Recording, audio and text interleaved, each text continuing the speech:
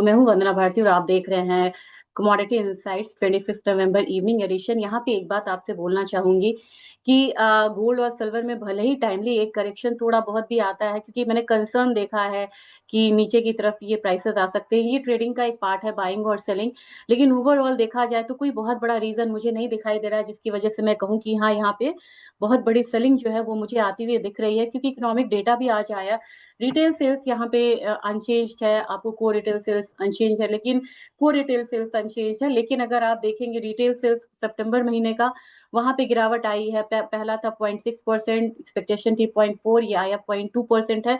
तो धीरे धीरे डेटा जो है वो निगेटिव आने शुरू हो गए हुए हैं। 94.6 कंज्यूमर कॉन्फिडेंस प्रीवियस था, एक्सपेक्टेड 93.5। अब देखते हैं कि 8:30 बजे ये डेटा कैसा आता है। और इसकी वजह से क्या हुआ है कि इक्विटी मार्केट में अब एक फॉल आ रही है। पैसा कहाँ जा रहा है? पैसा जा रहा है बुलियन में, क्रिप्टोज में और यहाँ पे यील्ड में और डॉलर इंडेक्स में। तो सबसे बड़ी बात यह है जो कि कंसर्न रखता है मार्केट के लिए, कि एक इंटरेस्ट रेट कट के बाद भी डॉलर इंडेक्स ऊपर की तरफ ट्रेड हो रहा है और यील्ड भी जो है वो हायर साइड है। अब आप सिल्वर के बारे में बोलेंगे कि ऐसा क्या रीजन है कि सिल्वर में आप इतनी ज्यादा मतलब मैं क्यों मतलब इतनी बुलिश क्यों हूं, या मुझे क्या लग रहा है कि ये रैली सॉलिड क्यों है? कारण है, इस बार जो रैली है ये फिजिकली ड्रिवन है। अगर आप एक एक वेयर हाउसेस को लेते हैं, जैसे कि शंघाई लेते हैं, एलएमई लेते हैं और कॉमिक्स लेते हैं, तीन जो है वो मेजर ट्रेंड को ड्राइव करता है। तो शंघाई में जो सिल्वर का जो पोजीशन है वो मल्टी मंथ्स क्या मल्टी ईयर लो पे चला गया है और बहुत कम सिल्वर का फिजिकल स्टॉक रखा हुआ है। अगर आप एलएमई की बात करेंगे तो एलएमई में आपको दिखेगा कि इन्वेंट्रीज ज्यादा है, लेकिन वो इन्वेंट्रीज फ्री नहीं है। अब फ्री नहीं है का क्या मतलब है? मान लीजिए कि 100 टन का आपको इन्वेंट्री एलएमई में रखा हुआ है, उसमें जो 80 टन है, 80 टन जो है वो ईटीएफ बैग्ड है, यानी कि उसको वो यूज नहीं कर सकते, सिर्फ 20% की डिलीवरी हो सकती है। तो आप समझिए जो ऐसी हालत है कि एलएमई में सिल्वर की जो डिलीवरी इजी मतलब डिलीवरी है, फ्री डिलीवरी है, वो सिर्फ 20% ऑफ टोटल इन्वेंट्रीज है। जबकि कॉमिक्स की बात करें तो आपको पता होगा कि कॉमिक्स में अभी काफी ज्यादा डिलीवरी आउटफ्लो हुआ है, वो चाइना में गया है, लोगों ने डिलीवरी भी लिया है। तो ये सब रीजन से मुझे लग रहा है कि प्राइसेस में बहुत ज्यादा डाउन साइड अभी नहीं है। सीधा सीधा प्राइसेस का अब यहाँ पे रुक करते हैं और देखते हैं कि किस तरीके का मार्केट अभी ट्रेड हो रहा है और क्या यहाँ पे गुंजाइश लग रही है कि किस डायरेक्शन में मार्केट जाएगी।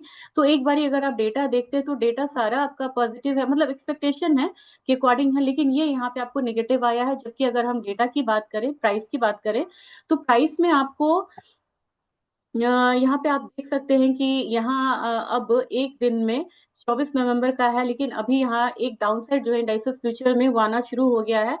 गोल्ड जो है, गोल्ड अपने पोजीशन को रिटेन किए हुए है और 4150 की तरफ है, 4150 की तरफ रहता है। तो नेक्स्ट इसमें 4200 4250 का लेवल आता हुआ दिखेगा।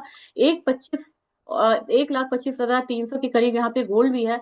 मुझे लग रहा है कि 1,26,000 27,000 वाला रेंज गोल्ड में आता हुआ दिख सकता है। जबकि सिल्वर आज वोलेटाइल रही है, अपसाइड गया है, लेकिन वहां से थोड़ा सा एकदम डोजी कैंडल बना के इसने बंद मतलब अभी ट्रेड हो रहा है। 51.5 का हाई लगा, 51.2 है। लेकिन ओवरऑल देखेंगे तो सेंटिमेंट्स जो है, चाहे वो बाहर की मार्केट हो या यहाँ की मार्केट हो, अच्छी है।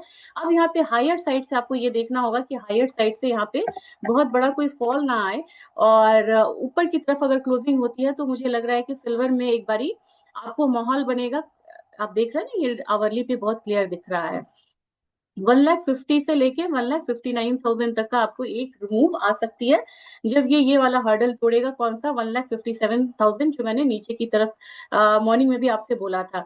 जबकि आपको क्रूड ऑयल में मैं बार बार सतर्क कर रही हूँ, बहुत बड़ा ये कैंडल बना था डाउनफॉल का, और इसमें पी स्टॉक नहीं मतलब बहुत ज्यादा फ्रूटफुल हो रहा है और भी ज्यादा बियरिश डेटा आया, जिसकी वजह से विद वॉल्यूम यहाँ पे प्राइसेस गिरे हैं। तो एक यहाँ पे हर्डल है, एक इस हर्डल को अगर नीचे गया तो फिर बहुत ज्यादा प्राइसेस नीचे की तरफ आ सकता है, $56-55। और यहीं से बार बार इसकी वापसी होती, मैंने आपको बताया था। तो अपसाइड में आपको $60, नीचे 57.5। हमारा बाजार एक बार रुक सकता है, ये वाला लेवल एक हर्डल है इसका, इससे नीचे ये नहीं जाता है कभी भी। तो मुझे लग रहा है कि 5127 को आपको ध्यान में रखना होगा, या 5137 को। तो प्राइसेस जो है क्रूड का, आप कहेंगे कि ट्रेंड क्या है, ये तो लेवल्स की बात हो गई। ट्रेंड अब यहाँ पे आपको क्रूड का डाउन है। नेचुरल गैस की बात की जाए तो नेचुरल गैस में आप देखेंगे कि अब अपसाइड से ये जो हर्डल है इसको इसने क्लियर नहीं किया और वहीं से वापस आ रहा है। तो हमें इस ट्रेंड को रिस्पेक्ट देना होगा कि ये बार बार इस हर्डल से वापस आ रहा है, तो यहाँ से करेक्शन होता है। वापस बहुत ज्यादा करेक्शन मुझे नहीं लग रहा है। 4.4 से लेके ये वाला जोन है, 4.2 का जोन है, वहां से फिर से वापसी बाइंग आएगी। और एक रीजन भी है, नेचुरल गैस में थोड़ा सा मैं यहाँ पे पढ़ रही थी, मॉडरेट टेम्परेचर की बात हो रही है due to mixed US weather forecast. तो उसकी वजह से, क्योंकि 15-15 दिन का होता है, आपने कहा सोचा होगा कि पहले तो मैंने हीटिंग डिमांड बोल दिया, तो अब क्या हो गया, 15-15 डेज का यहाँ पे वेदर फोरकास्ट आता है, उस पर ये कमोडिटी मूव करती है। तो हमारे मार्केट में 400 के करीब है, मुझे लग रहा है कि आज थोड़ा सा प्रेशर हो सकता है। तो प्रेशर आएगा तो 388 के करीब यहाँ पे आ सकता है। और जिंक की बात की जाए, जिंक बिल्कुल रेंज में है, डेटा खराब आने से अब यहाँ पे एक रेड कैंडल बनता हुआ नजर आ रहा है, लेकिन 297 से नीचे नहीं लग रहा है। जबकि एल्यूमिनियम की बात की जाए तो एल्यूमिनियम अभी भी 270 वाले जोन में रहेगा। और कॉपर की बात की जाए तो कॉपर तो अभी सुपर रैली इसकी दिख रही है। तो मेरे ख्याल से फिर से ये एक बारी 1027 से लेके 25 तक वाला जो जोन है वहां पे जाने की कोशिश करेगा। ये आज का अपडेट था। मैंने सिल्वर के बारे में इन्वेंट्रीज की पोजीशन इसलिए बताई है, कोई फोर्स नहीं है, आप ईटीएफ ले सकते हैं, फिजिकल ले सकते हैं। और यहाँ पे मैं, आप लोग बोलते हैं बाय सेल बताइए, इस लेवल पे मैं बाय सेल नहीं बता सकती हूँ, मैं लेवल्स इसलिए बताती हूँ, उसको देखते हुए आप यहाँ पे ट्रेड करिए, क्योंकि ये आपको सिर्फ आपके इन्वेस्टमेंट एडवाइजर ही बता सकते हैं, एक आरए आपको नहीं बताएगा। लेकिन अभी यहाँ से लग रहा है कि सिल्वर जो है अभी ऊपर फिर से जाएगी ये कमोडिटी, और गोल्ड भी यहाँ से ऊपर जाएगी। तो जो भी टिप बनता है, मैं हमेशा बोलती हूँ, कभी भी मैंने ये नहीं बोला कि सेलिंग कर लीजिए, पोर्टफोलियो से हटा लीजिए, बहुत बड़ा क्रैश आने वाला, ये मैंने कभी बोला ही नहीं है। तो मेरे ख्याल से हर डिप पे आप लोगों को बाइंग करते रहना चाहिए। ये आज का अपडेट था, होप सो आपको अच्छा लगा होगा। Thank you.